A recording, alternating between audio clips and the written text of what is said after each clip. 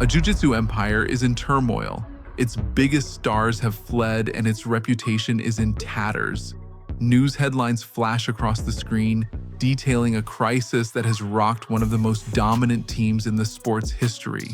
Quick cuts show the faces of legendary champions, now former members, who have publicly walked away. Now, the future of Atos rests on the shoulders of a 19-year-old prodigy.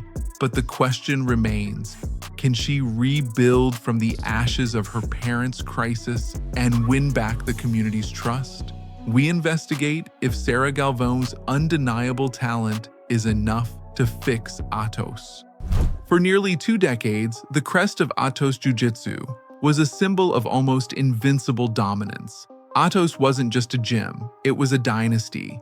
From their headquarters in San Diego, California, they built a global network of affiliates and a competition team that functioned like a well-oiled machine, churning out world champions with relentless consistency. Athletes flocked from all over the world to train on their mats, drawn by the promise of world-class instruction and a chance to be part of a modern-day dream team.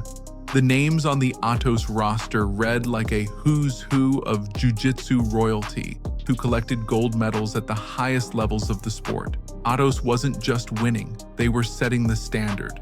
Their team victories at the IBJJF World Championships were a regular occurrence, showing just how deep their talent pool was. They were, by all accounts, on top of the jiu-jitsu world.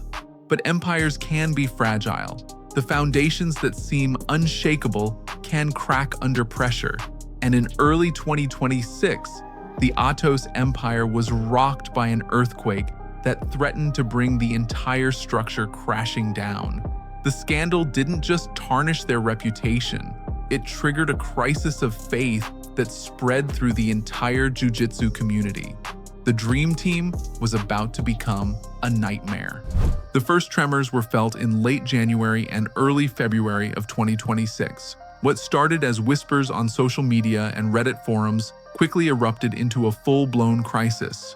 Former Atos student Alexa Hurst made a public statement, alleging a pattern of sexual assault and harassment by the team's founder, Andre Galvão. In a detailed social media post, Hurst described unwanted physical contact and inappropriate comments that she alleged occurred over several months. She also claimed that when she tried to raise her concerns with Angelica Galvão, she was dismissed. The allegations sent a shockwave through the jiu-jitsu world, a community that has long grappled with issues of power dynamics and accountability. The response from Atos HQ was decisive. On February 3, 2026, the organization released a statement announcing the immediate and indefinite separation of both Andre and Angelica Galvão from all their roles. The statement affirmed their commitment to upholding the highest standards of professionalism, integrity, and accountability, and announced a third-party investigation would be launched. The king and queen of the empire were officially dethroned, leaving a massive power vacuum at the very top. Removing the Galvãos wasn't enough to stop the bleeding. It was just the beginning of a mass departure that can only be described as a historic exodus. The pillars that held up the Atos dynasty for years began to crumble, one by one, with staggering speed. It became clear that for many, the issue wasn't just about one man, but about the culture and leadership of the organization as a whole. The floodgates opened with a cascade of elite talent heading for the exit. Prominent and respected black belts and coaches like JT Torres and Josh Hinger announced their departures. They were joined by a core group of the team's competitive engine, including Andy Murasaki, Lucas Pinheiro, Gustavo Batista, and Dom Bell. Each departure was a fresh wound, weakening the championship backbone that had made Atos so formidable. The fallout quickly spread beyond the main competition team. Dozens of affiliated academies across the US, Australia, and Europe began cutting ties and rebranding. The team's longtime sponsor, King's Kimonos, announced it was suspending its partnership, a clear vote of no confidence from the business community. Just when it seemed the damage couldn't get any worse, the final, most devastating blows fell. Lucas Hulk Barbosa, a world-class black belt and academy owner, announced he was not only leaving, but also ending the affiliation of his Atos Northwest network of gyms, ripping a huge chunk out of the organization's North American presence. Then, the last major domino fell. Kaynan Duarte, arguably the most decorated active competitor on the team and a product of the Atos system, publicly severed ties. The departure of its brightest stars was a massive blow, signaling to the community that the ship was indeed sinking. In a matter of weeks, Atos had gone from a global powerhouse to a hollowed-out institution.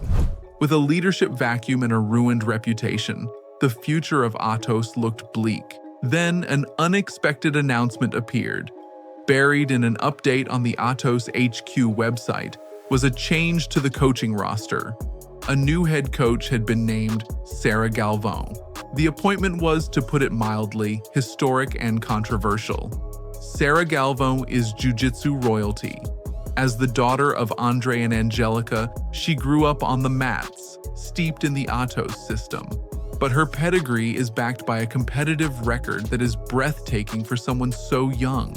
By the time she was a teenager, she was already a phenomenon. Between 2022 and 2025, she achieved a colored belt Grand Slam, winning the IBJJF European Championship, Pan-Continental Championship, World Championship, and Brazilian Nationals. She was a dominant force, a prodigy living up to her name.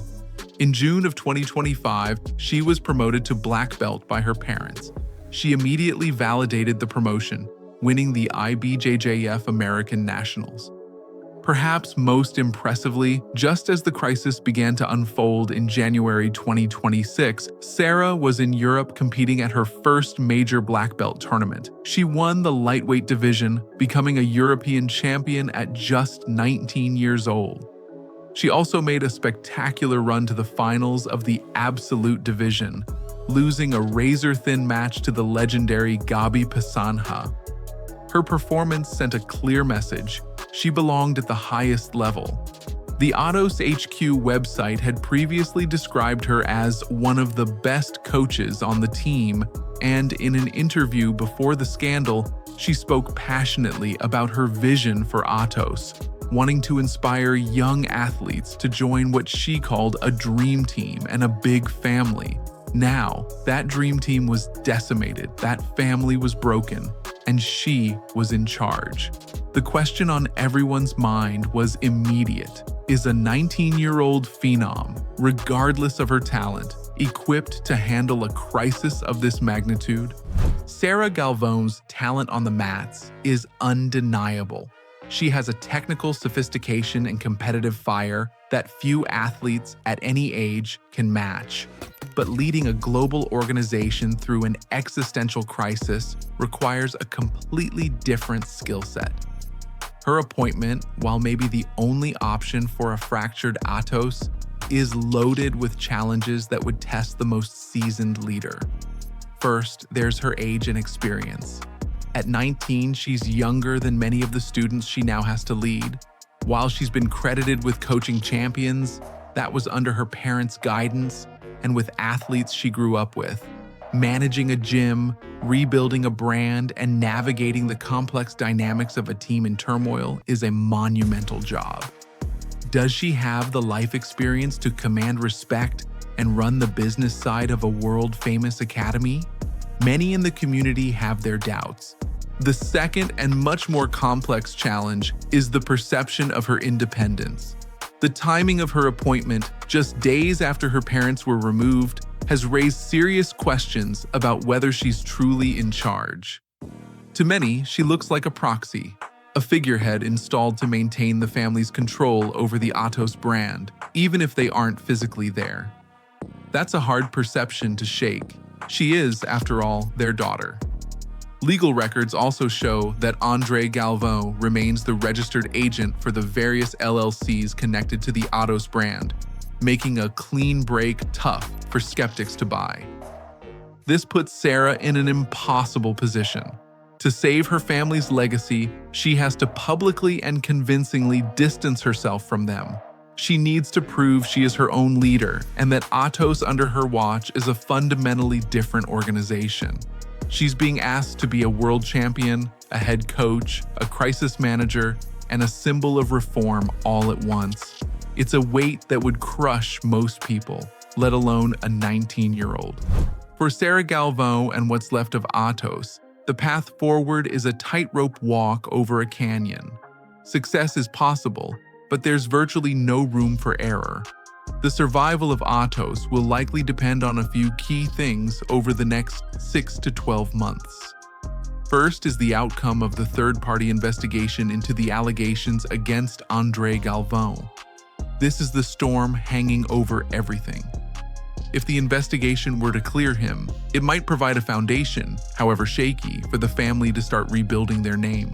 But if it substantiates the claims, it would likely be the final nail in the coffin for the Atos brand as we know it, making any rebrand under the same family name impossible. Second is performance on the mats. In jiu-jitsu, results are the ultimate proof. Sarah's own victory at the 2026 Europeans was a powerful statement of her personal resilience. But the real test is the team's collective performance. The IBJJF World Championships are the Super Bowl of the sport. For years, Atos was a lock for a top 3 team trophy. The upcoming Worlds will be a huge benchmark. Can Sarah, as a coach, keep the remaining talent and lead them to a respectable showing? Or will the medal count plummet, signaling their fall from the elite ranks? The performance of the female team, which still placed first at the Europeans thanks largely to Sarah, will be under a microscope. Third is talent retention and, more importantly, recruitment. The exodus was devastating, but it may have stopped. Can Sarah convince the remaining instructors like Rolando Sampson and Michael Perez to stay and buy into her vision? The even bigger challenge will be attracting new, high-level talent. That would be the clearest sign that the community is starting to trust her leadership. If she can bring in new black belts to compete under the Atos banner, it would prove her star power is enough to rebuild the team. Finally, there's the business side. Losing affiliates and sponsors like King's Kimonos was a massive financial and symbolic blow. A real sign of recovery would be the return of these partners or signing new ones. That would signal that the market believes the Atos brand is a safe investment again. Without that external validation, Atos risks shrinking from a global powerhouse to just another local gym in San Diego. Sarah Galvão is a generational talent, a competitor whose skill is beyond reproach. She now faces a challenge that no amount of training could have prepared her for. She has to navigate the fallout from a scandal implicating her own family, lead a team abandoned by its biggest stars, and earn back the trust of a community watching her every move. Can her undeniable talent on the mat overcome the controversy tied to her family's legacy? Can a 19-year-old phenom single-handedly save a crumbling empire? Or is she just a bandage on a wound that's too deep to heal? The jiu-jitsu world is watching, and only time will tell. Share your predictions below, and if you want to stay updated on this story and others like it, hit that subscribe button and turn on notifications. Thanks for watching.